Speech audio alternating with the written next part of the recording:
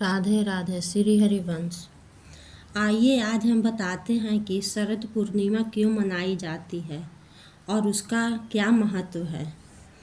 शरद पूर्णिमा के दिन भगवान श्री कृष्ण ने यमुना नदी के तट पर गोपियों के साथ रास रचाया था। यह दिव्य प्रेम और आत्मा के परमात्मा से मिलन का प्रतीक है और भक्तों को ईश्वर की उपस्थिति का अनुभव कराती है। मान्यता है कि शरद पूर्णिमा की रात को चंद्रमा अपनी सबसे पूर्ण और उज्ज्वल अवस्था में होता है और उसकी चांदनी विशेष रूप से पवित्र और अमृतमयी होती है। शरद पूर्णिमा के दिन चंद्रमा अपनी 16 कलाओं से परिपूर्ण होता है, जिससे चंद्रमा की किरणों से अमृत का वर्षा होती है। मान्यता यह भी है कि इसी दिन लक्ष्मी माँ पृथ्वी पर आती है और सुख समृद्धि धन वैभव यश कीर्ति प्रदान करती है। इस दिन धन की देवी लक्ष्मी माँ की विशेष पूजा की जाती है।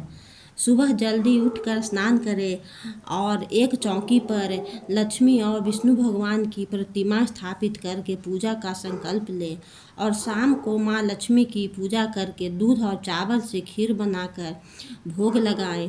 भोग लगाने के बाद खीर को रात भर चांदनी में रखें और अगले दिन प्रसाद ग्रहण करें और ये प्रसाद परिवार के सभी सदस्यों को दें। माना जाता है कि खीर को चांदी के बर्तन में भर कर खुले आसमान के नीचे रखें। चांदी के बर्तन में खीर रखने से उसमें चंद्रमा की किरणों की पर्याप्त रूप में अमृत और दिव्य गुण समाहित हो जाते हैं, जिससे मन और शीतलता मिलती है। खीर को सेवन करने से कुंडली में चंद्रमा ग्रह मजबूत होता है और चंद्र दोष से मुक्ति मिलता है। यह वर्ष की 12 पूर्णिमा तिथियों में विशेष मानी जाती है। इस दिन ठाकुर जी को सफ़ेद पुष्प सफ़ेद वस्त्र से श्रृंगार किया जाता है और क्योंकि माँ लक्ष्मी का सफ़ेद रंग पवित्रता और शांति और समृद्धि का प्रतीक है, जो माँ लक्ष्मी को अति प्रिय है। शरद पूर्णिमा व्रत कथा के अनुसार एक नगर में एक साहूकार रहता था, जिसकी 2 पुत्रियां थीं। साहूकार की दोनों पुत्रियां का धर्म कर्म में ध्यान रहता और दोनों पूर्णिमा का व्रत रखती थी। एक बेटी हमेशा अपना व्रत पूरा करती और एक बेटी छोटी व्रत अधूरा करती थी। वो संध्या के समय भोजन कर लेती थी। इसके चलते व्रत का पुण्य फल प्राप्त नहीं होता था।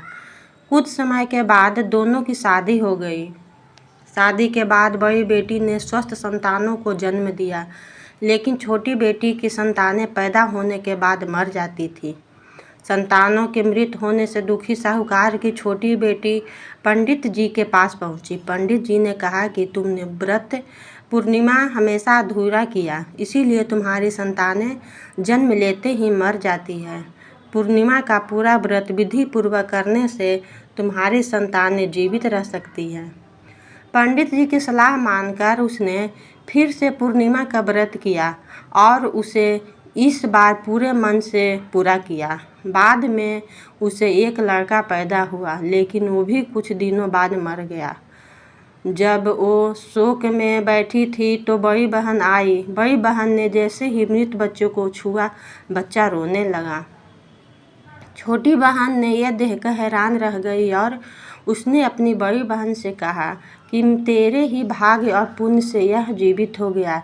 उसके बाद से छोटी बहन ने भी विधि पूर्वक पूर्णिमा व्रत करने लगी। साथ ही उसने अन्य लोगों को भी व्रत करने की सलाह दी और उन्हें व्रत की महिमा बताई। शरद पूर्णिमा व्रत करने से कुंडली में चंद्र मजबूत होता है और इससे जातक को हर कार्य में सफलता मिलती है। राधे राधे। श्री हरिवंश।